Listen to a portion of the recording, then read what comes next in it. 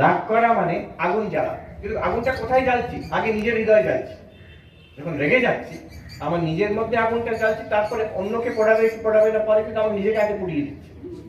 That's why Swami Vivekananda says, it is a fool who cannot get angry, the wise do not get angry.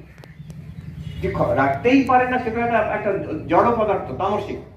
রাগ তো সবাইকার হয়, ঠিক হওয়া উচিত, কিন্তু do not let it go out of control. Do not get angry, but it's under your control. So সহ্য করা, we react too much.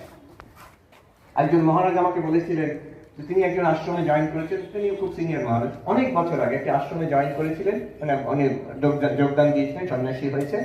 তো সেখানে ওনার কিছু সমস্যা, উনি একজন খুব সিনিয়র সাধুকে চিঠি লিখতেন তখনকার দিনে। তো চিঠি লিখে পর পাঠালেন যে আমার এখানে আমি আর সহ্য করতে পারছি না এদের ব্যবহার, মানে